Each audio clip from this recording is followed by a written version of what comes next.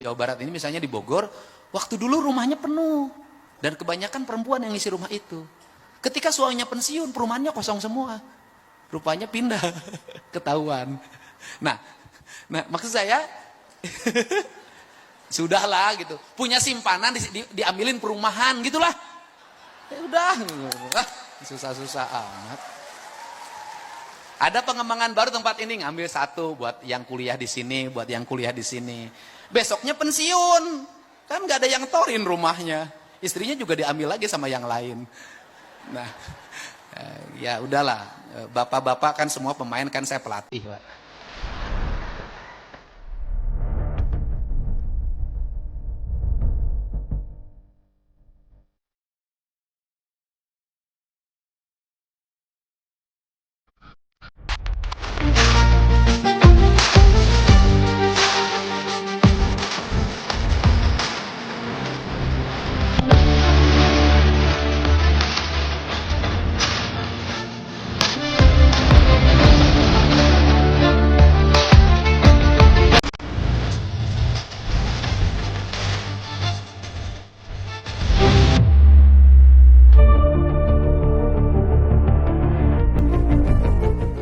Assalamualaikum warahmatullahi wabarakatuh. Sampurasun. Sudah makan belum?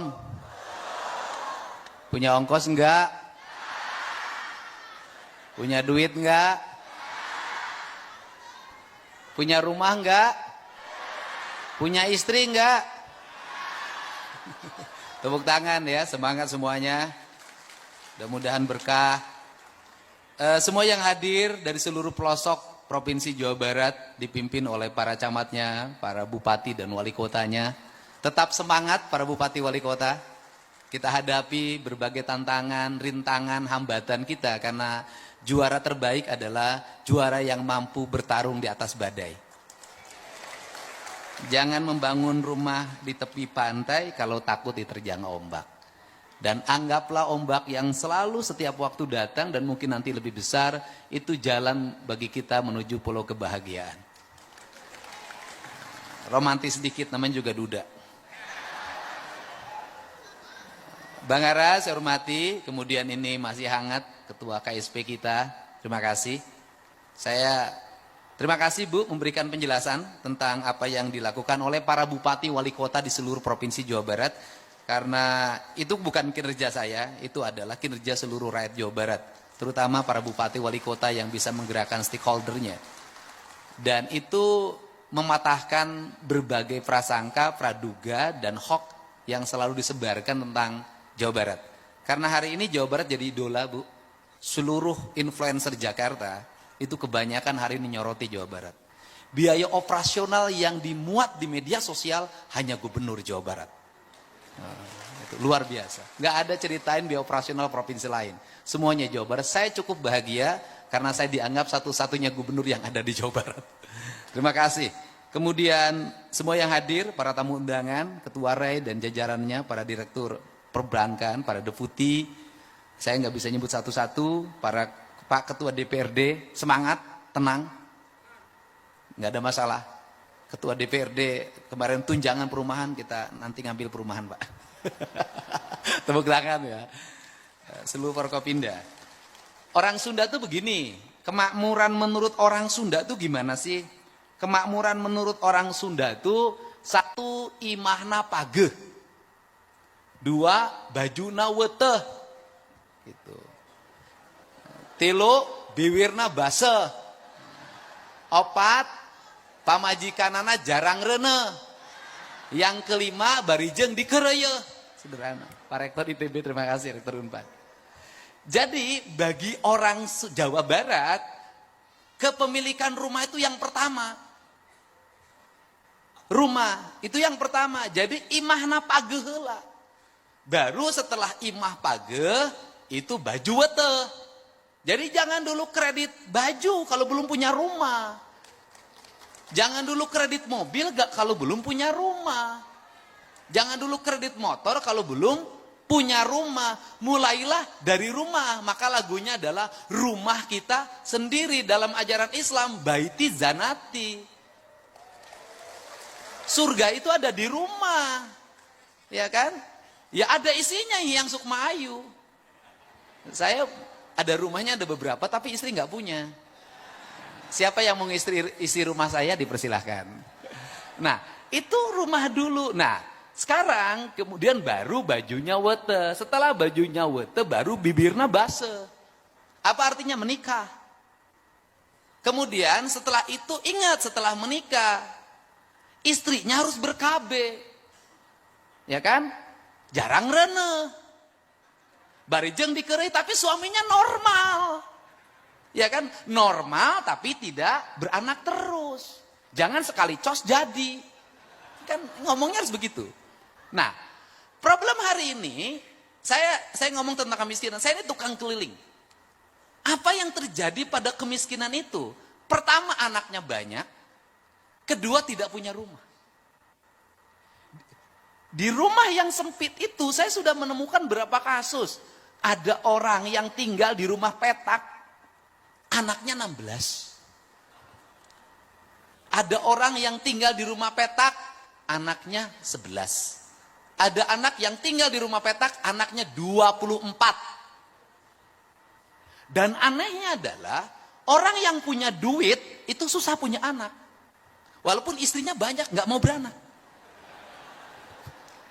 Yang nakal-nakal itu kan istrinya banyak, tapi nggak ada yang anak satupun tuh jadi.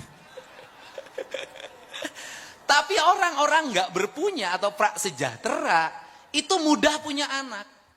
Anak orang kaya susah makannya. Harus cari dokter gizi, dicekok dulu. Anak orang miskin pengen makan terus. Itu hawanya beda. Jadi hawa orang kaya itu kenyang terus. Hawa orang miskin lapar terus. Nah ini kan yang terjadi seperti itu. Nah sehingga negara kan harus nyelesain problem kemiskinan. Negara harus membangun pertumbuhan. Saya sampai sekarang otak saya tetap walaupun nggak pernah sekolah statistik. Saya selalu mengatakan kalau ingin membangun kemakmuran rakyat itu jangan dulu ngomong pendekatan peningkatan pendapatan rakyat. Jangan. Yang harus dilakukan negara itu adalah ngomong bagaimana rakyat keluar duitnya sedikit. Karena saya punya pengalaman sebagai orang desa, ibu saya anaknya 9, kok saya bisa sekolah sih sampai sarjana 99-nya? Kok makannya cukup? Kenapa? Karena ibu-ibu kita dulu berhasil memanage rumah tangga dengan sedikit pengeluaran. Yang penting punya beras sama garam, itu udah tenang hidupnya. Sekarang nggak bisa, nggak punya kuota nggak tenang. Gitu loh. Nggak bisa jalan-jalan malam hari, nggak tenang. Ini problem, apa sih yang terjadi pada masyarakat Indonesia hari ini, pada masyarakat Jawa Barat? Yang terjadi adalah kajenting tekor asal sohor. Problemnya apa? Kelas menengah bawah ini ingin bergaya seperti tetangganya yang agak atas. Apa yang terjadi? Pinjem. Untuk itu makanya tidak boleh para pejabat memperlihatkan, memposting sesuatu yang tidak terjangkau oleh rakyatnya. Gak boleh. Misalnya cerita, ini saya lagi belanja di Singapura. Gak boleh. Karena pejabat, walaupun duit sendiri. Oh ini saya lagi makan keluarga di rumah makan ini. Itu menimbulkan obsesi. Membuat mereka ingin seperti apa yang dalam video itu. Anaknya, akhirnya hari ini banyak orang kelas menengah bawah tidak masak di rumah, makannya di rumah makan. Nah sehingga akses yang harus dibuka oleh negara hari ini adalah pertama bagaimana rakyat mendapat akses pendidikan. Makanya saya fokus sejak awal memimpin infrastruktur sekolah, SD, SMP, SMA, dan SMK adalah keharusan negara. Makanya saya berani membuka ruang kelas sampai 50. Ini yang penting. Nah, itu yang kedua, mendekatkan siswa pada akses pendidikan. Kenapa? Biaya ongkos mahal. Sekolah gratis nggak ada masalah, tapi ongkosnya 30.000. Itu yang kedua. Kemudian yang ketiga adalah menekan biaya pendidikan. Biaya pendidikan itu yang mahal, bukan SPP-nya. Biaya pendidikan itu yang mahal adalah biaya jajannya, biaya modenya, outing class, dan studi tour. Itu yang paling mahal itu studi saya. Sehingga kalau ngomong angka kemiskinan di Jawa Barat terjadi hari ini menurun, itu berkah menurut saya karena hari ini saya melarang studi tour, melarang outing class, dan melarang jajan. Nah, maka gerakan yang berikutnya adalah bagaimana uang yang 10.000 jajan itu menjadi 5.000 untuk jajan, 5.000 investasi. Bagaimana? Anak-anak harus nabung. Semiskin-miskinnya anak Jawa Barat hari ini jajannya masih 5 sampai 10.000 saya taruhan. Pemulung anak-anaknya masih 5 sampai 10.000. Jadi kalau hari ini ada orang kurang gizi, itu bukan faktor tidak punya uang. Tetapi faktornya adalah tradisi jajan lebih tinggi daripada tradisi memasak di rumah. Mereka lebih senang membeli jajanan yang di sekolah di sekitarnya 5.000 perak dibanding beli telur. Padahal 5.000 itu kalau pagi-pagi direbus dapat telur 2 biji. Nah, sehingga saya kenapa mendorong sekolah pagi. Jam 6:30, sesungguhnya lagi merubah masyarakat Jawa Barat mindsetnya untuk apa? Untuk menjadi orang yang merubah pola. Apa sih polanya? Saya kasih tahu nih, rumusnya begini. Kenapa anak-anak itu harus masuk 6:30? Agar mereka bangunnya jam 5. Kalau mereka bangunnya jam 5, maka orang tuanya akan memaksa tidurnya jam 8 sampai jam 9. Kalau mereka tidurnya jam 8, jam 9, maka kebiasaan nongkrongnya hilang. Nongkrong itu duit loh. Dia menghabiskan BBM, kemudian nongkrong di kafe walaupun 50.000 perak. Kenapa kafe yang banyak gulung tikar? Tren mode bikin kafe di mana-mana, anak yang nongkrong 50.000 pacaran dari jam 3 sore sampai jam 10 malam. Rugi. Ya kita ngalamin begitu juga. Kalau yang punya duit enggak mau kelihatan umum, ngeluar duitnya banyak. Nah, makanya itu didorong untuk dirubah. Yang berikutnya adalah saya meminta membawa bekal ke sekolah bagi mereka yang MBG-nya belum ada. Untuk apa? Membuat tradisi memasak. Jadi tradisi memasak kaum ibu di rumah itu sesungguhnya piranti jalan untuk membangun kesejahteraan rakyat. Tradisi. Nah, dari tradisi ini maka yang kedua adalah layanan terhadap, ini nanti ya berpengaruh pada perumahan. Layanan terhadap kesehatan. Makanya penting ambulan. Makanya Pak Kepala Bapeda, tolong sopir-sopir ambulan itu oleh kepala desanya tidak dilengkapi BBM. Akhirnya walaupun ambulannya ada, ketika berangkat mungut. Dan mereka tidak digaji. Makanya saya meminta sopir ambulan itu dimasukkan menjadi tenaga pemerintah kabupaten dan provinsi. Ini penting loh Pak. Jangan sampai yang nggak ada kerja digaji, yang kerja nggak digaji. Ini di Indonesia itu begitu. Nah, ini harus diakses. Yang kedua adalah bagaimana mereka mendapat layanan di rumah sakit. Nah, apakah layanan di rumah sakit itu masih menyelesaikan BPJS bagi masyarakat miskin? Tidak. Di rumah saya itu setiap hari 50 sampai 100 orang ngantri untuk mendapat bekal operasional. Makanya operasional gubernur diberikan ke sana. Kenapa? Pak, BPJS-nya sudah bisa Pak, kita free. Tetapi Pak, kan selama saya di rumah sakit, suami saya nggak kerja. Berhenti Pak anak di rumah, makannya dari mana? Makanya perlu biaya untuk nungguin. Maka di Bandung, saya sudah meminta kepada Dinas Kesehatan untuk seluruh rumah sakit yang menjadi rujukan dari daerah, kos-kosannya dikontrak oleh Pemprov. Kenapa? Mereka selama nungguin di sini bolak-balik ongkos berapa? Saya tiap hari itu menangani orang yang Pak kemoterapi berangkat dari Bekasi ke Rumah Sakit Hasan Sadikin 750.000. Kemoterapinya nggak bayar Pak, tapi dari rumah menuju.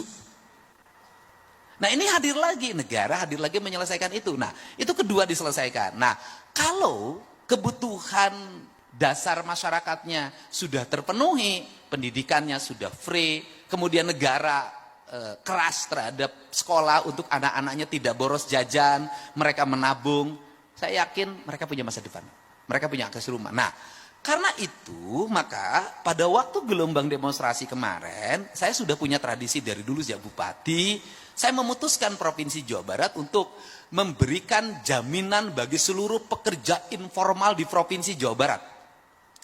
Gojek, kuli bangunan, kuli nyangkul, pemulung, pembantu rumah tangga, dan seluruh komponen lainnya yang dia non ASN, non pengusaha, non TNI, non Polri, non anggota DPR. Untuk mendapat asuransi ketenaga kerjaan.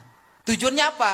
Recovery kalau mereka ngojek jatuh dari motor, kakinya patah, di rumah sakit, dia bisa diobatin dan diganti penghasilannya selama di rumah sakit. Karena ini mencegah kemiskinan baru.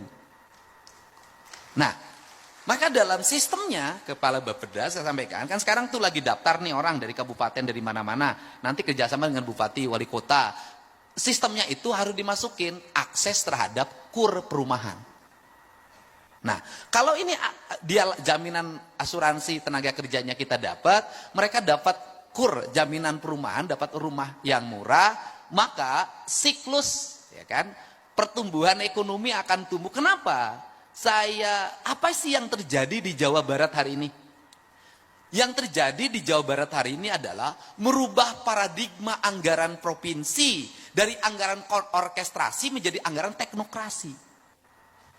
Anggaran orkestrasi bagaimana? Dulu kebiasaan provinsi hanya monitoring dan evaluasi terhadap kabupaten kota, dan itu pakai duit dan gede. Hari ini nggak bisa. Kita pelaksana teknis yang harus secara bersama-sama. Maka nomenklatur anggaran dulu yang digital, IT 700 miliar, IT ini 1,2 triliun, saya hapus semuanya. Kenapa? Ini tidak berpihak pada rakyat. Anggaran-anggaran yang mahal triliunan itu, yang aplikasi-aplikasi itu anggaran yang hanya dinikmati oleh beberapa orang atas nama intelektual. Dia menghegemoni keuangan negara. Dia menjual produknya 1 triliun 500 miliar, itu hanya dibagi oleh 5 orang saja dengan atas nama intelektual. Seorang intelektual tidak boleh menyengsarakan komunal karena akan menjadi konflik sosial. Maka saya rubah anggarannya. Dirubah bagaimana? Dirubah menjadi pola pembangunan partisipasi. Apa yang paling utama adalah infrastruktur.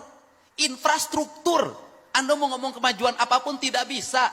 Yang diharapkan oleh masyarakat hari ini di mana-mana teriak di media sosial cuma 2. Pak Dede, jalana goreng, Pak Dede. Yang kedua lagi, Pak Dede, imahna butut, Pak Dede bocor, Pak Dede. Itu. Nah, kalau seperti itu, maka anggaran dirombak. Nah, apa sih yang terjadi di provinsi kalau tadi melahirkan pertumbuhan, kemudian lapangan kerja terbuka, merubah, Pak. Misalnya begini, dulu di Dinas Pendidikan Jawa Barat, tidak 1 unit bangunan pun teranggarkan. 0. Saya rubah hari ini mendekati 1 triliun. Dulu, anggaran infrastruktur jalan seprovinsi Jawa Barat ini hanya 400 miliar. Hari ini 3 triliun. Dulu anggaran untuk penerangan jalan PJU itu hanya sekitar 20 miliar. Hari ini mendekati 1 triliun. Dulu pasang listrik untuk warga miskin itu hanya 20 miliar. Hari ini 450 miliar. Jadi lonjakan anggaran infrastrukturnya mengalami kenaikan yang sangat tajam, ditambah di tengah-tengah anggaran kita ini nurun, Pak, dari 37 yang dulu anggaran provinsi hari ini menjadi 31. Saya nggak tahu juga dengan dana transfer daerah yang hanya 600 sekian miliar ini nanti kita berapa, karena penurunannya 24%. Nah, apa kemudian yang berikutnya? Instruksi apa lagi yang saya lakukan? Instruksi saya adalah setiap jalan harus ada drainase. Dan drainasenya harus manual. Kenapa saya milih drainase manual dibanding pabrikan? Tujuan saya adalah agar ada kuli bangunan. Tetapi masih ada kelemahan, pemborongnya masih akal-akalan. Akal-akalan di mana? Kuli bangunan punya akses terhadap asuransi, harus mendapat hak, tidak diberikan. Dan saya ancam semuanya. Kontraktor Provinsi Jawa Barat yang tidak mengasuransikan seluruh pegawai kuli bangunannya, saya tidak akan bayarkan kontraknya. Atau saya akan potong itu asuransinya, saya bagikan ke kuli bangunannya. Ini kan yang terjadi seperti itu. Nah, kemudian setelah itu saya katakan lagi, apa yang terjadi lagi? Saya ngomong tentang ketidakadilan. Ini kan kurangnya gubernur dan bupati mengorkestrasi perumahan. Kan yang selalu menjadi tuduhan adalah termasuk saya yang dituduh gitu kan. Saya ketemu Pak Ara saja, acara baru sekarang. Itu pun saya mau datang tujuannya memberikan bantuan rumah rakyat miskin untuk warga yang dipelopori oleh Yayasan Buddha Suci. Tapi postingannya kan saya mendapat aliran dana gratifikasi. Yang punya rumah bagus Pak Ara yang dituduh saya.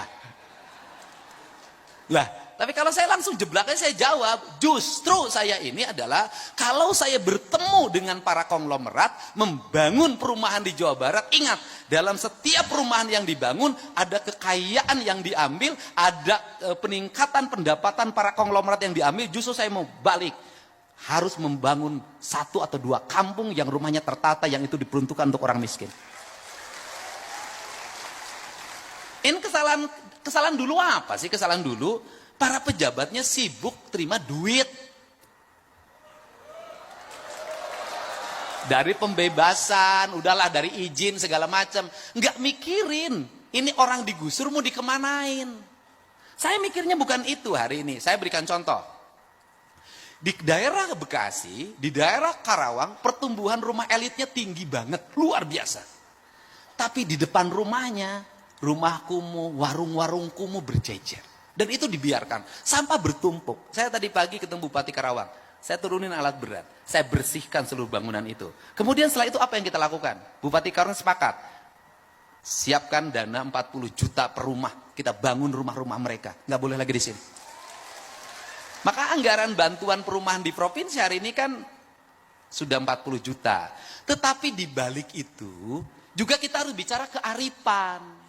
Ini ITB ahlinya. Kearifan bagaimana?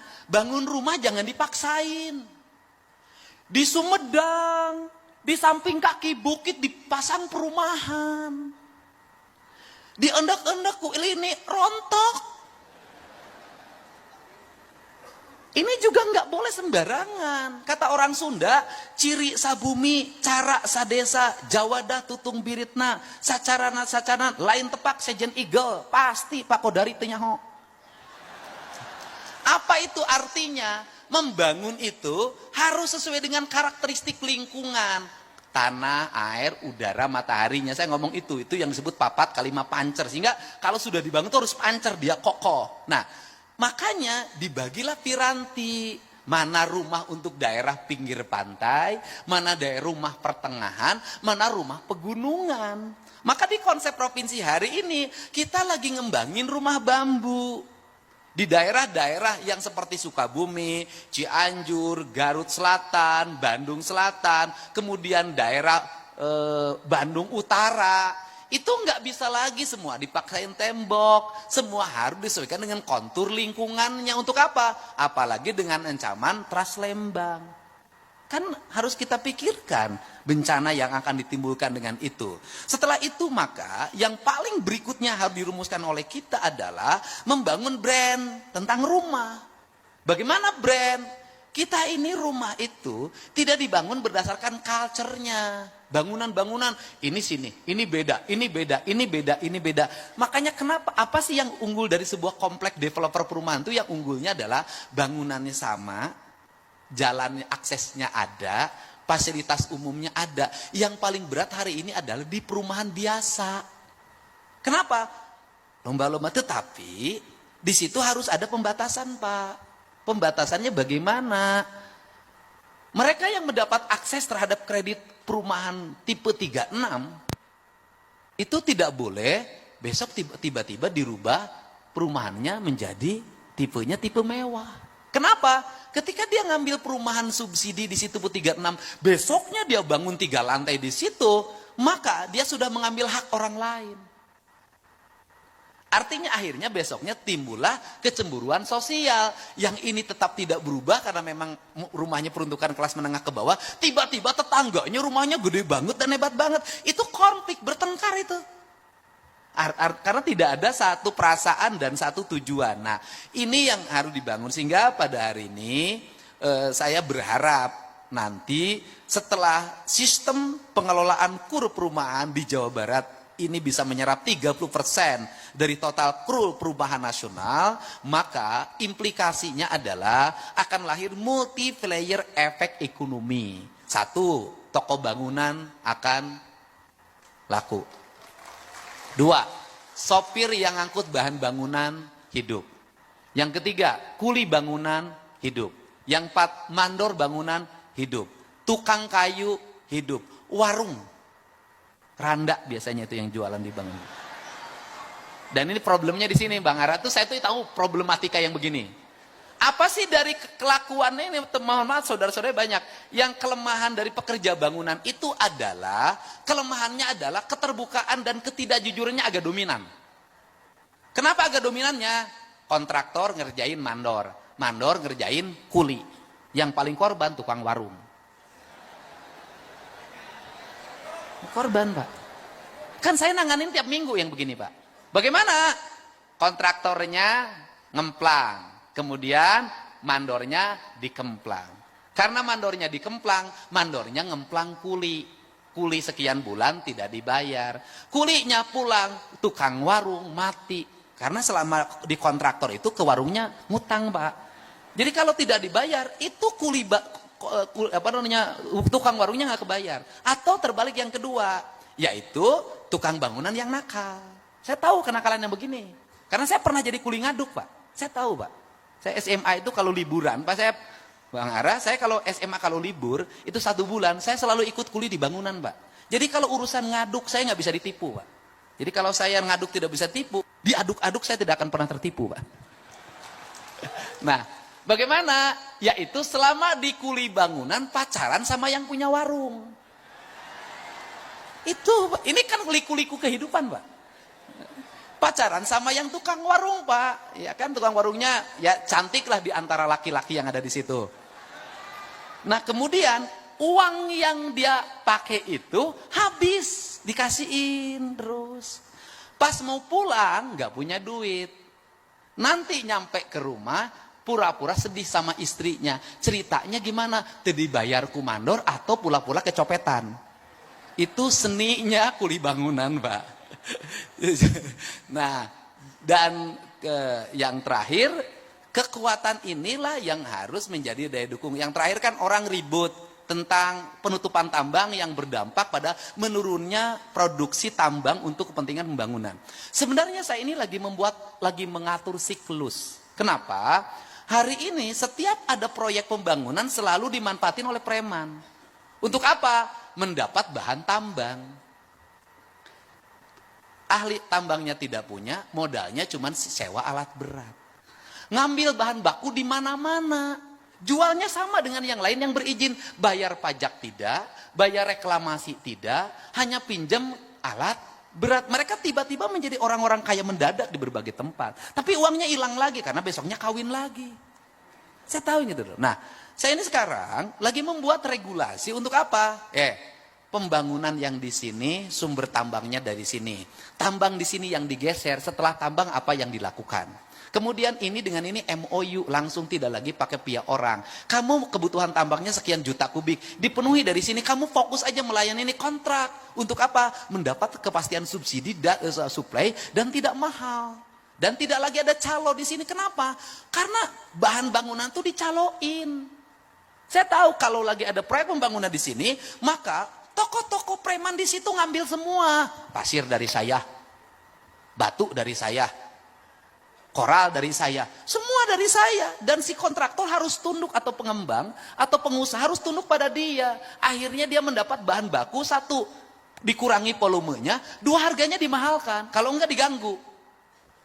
Maka saya udah pengalaman yang ini, maka oleh saya dibuat nanti, ini langsung nih kirim ke sini, ini langsung kirim sini. Andai kata pun dia ingin menjadi supplier, maka bahan baku yang disuplainya sudah dari perusahaan tambang ini. Dia tidak bisa ngurangi volume dan dia tidak bisa naikin harga karena sudah ada kontrak harga. Wajarlah untuk bagaimana menghidupi kontraktor lokal, ya kamu dapat sekian nih, ini dari sini, Anda angkutan. Saya tuh bangun itu untuk apa? Saya ingin mendidik masyarakat Jawa Barat untuk tidak boleh untung dari enteng. Setiap orang yang berusaha harus kerja keras dan berkeringat, tidak boleh hanya menjadi jagoan kemudian jadi kaya. Saya nggak mau. Karena nanti orang Jawa Barat tidak kompetitif. Nah kemudian yang terakhir, apalagi problem dari perumahan ini Bang Ara adalah mendapat kepastian developer yang berkualitas dan jujur. Karena seringkali jadi rakyat kecil tuh dikorbanin lagi. Bagaimana?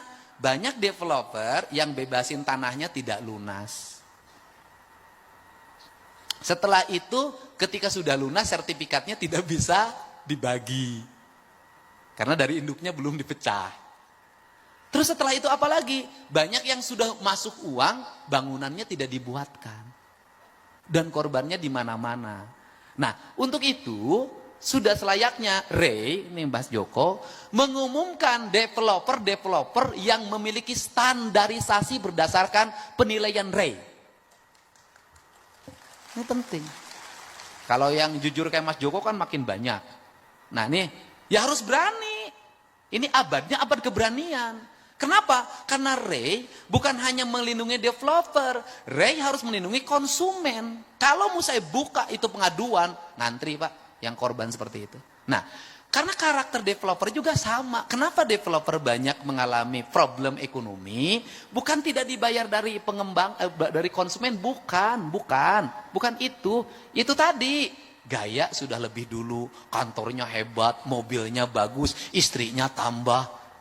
Tiap minggu ke luar negeri, ya itu yang susah. Sama dengan kontraktor-kontraktor di kabupaten dulu saya zaman bupati, punya borongan 200 juta, malamnya sudah karaokean dengan yang baru.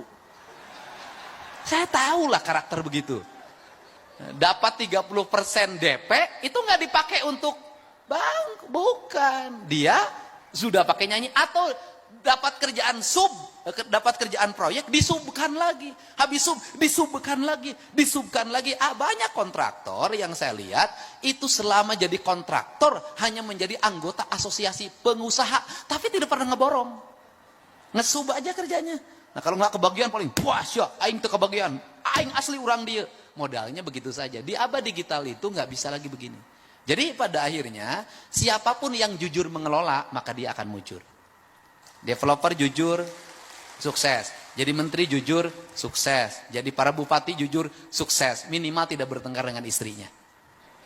Jadi inilah yang menjadi harapan saya. Jadi ekosistem ekonomi perumahan itu adalah siklus ekonomi perumahan yang berjalan semua orang. Dan yang terakhir adalah kehati-hatian dalam penataan ruang. Kenapa? Karena kita ngejar target produksi rumah, harus kita hati-hati terhadap penataan ruangnya. Kalau tidak, yang dijanjikan rumah mewah bebas banjir, ketika musim hujan banjirnya 2 meter. Yang terakhir, negara harus mulai membatasi kepemilikan rumah. Kenapa? Karena habisnya tanah itu oleh orang yang ngambil rumah di mana-mana. Saya tahu lah di Jawa Barat ini, misalnya di Bogor, waktu dulu rumahnya penuh. Dan kebanyakan perempuan yang ngisi rumah itu. Ketika suaminya pensiun, perumahannya kosong semua. Rupanya pindah, ketahuan. Nah maksud saya, sudahlah gitu. Punya simpanan diambilin perumahan gitulah. Ya udah, susah-susah amat. Ada pengembangan baru tempat ini, ngambil satu buat yang kuliah di sini, buat yang kuliah di sini. Besoknya pensiun, kan nggak ada yang torin rumahnya. Istrinya juga diambil lagi sama yang lain. Nah, ya udahlah. Bapak-bapak kan semua pemain, kan saya pelatih, Pak. Senyum dong, senyum, semangat. Bupati Wali Kota semangat. Ya tenang. Pak Luki semangat, Pak Luki. Pak Luki rumahnya ada berapa? Bohong ah. Satu yang benar. Yang isi rumahnya ada? Ada. Jadi intinya itu juga saya inginkan, saya harapkan, karena kan rumah mewah itu besar-besar tuh. Jangan sampai rumah yang besar-besar ini itu tidak diisi. Kenapa? Yang isinya juga nggak tahu di mana. Ini. Jadi orientasinya adalah rumah untuk investasi. Menurut saya investasi jangan di rumah. Kenapa? Membuat mati. Kenapa membuat mati? Dengan investasi bangun rumah, rumahnya kosong, rumahnya nggak ada berisi, buahnya nggak mati, Pak, tidak berputar. Investasi lebih baik di tempat-tempat lain yang memutarkan ekonomi. Ini yang saya harapkan. Jadi saya ucapkan terima kasih. Mudah-mudahan ke depan perumahan di Indonesia, di Jawa Barat semakin meningkat. Kemudian ke depan tidak ada disparitas, tidak ada orang yang jumlah rumahnya banyak banget, dan ada orang yang tidak punya rumah sama sekali. Yang paling ideal adalah 1 rumah 1 istri. 4 rumah berarti. Enggak, maksudnya 1 keluarga 1 rumah dan 1 istri gitu loh. Saya ucapkan terima kasih, semangat bagi semuanya. Mudah-mudahan kata orang Sunda, ini Jawa Barat itu subur makmur, gemah ripah, repeh rapi, patanina sugih mukti, padangana berat benghar. Mudah-mudahan seluruh jaminan-jaminan yang akan diberikan oleh pemerintah provinsi dan kabupaten kota merupakan cara dan prasarana untuk membangun kesejahteraan rakyat. Hatur nuhun, wallahu muwaffiq ila aqwamit thoriq. Assalamualaikum warahmatullahi wabarakatuh. Sampurasun.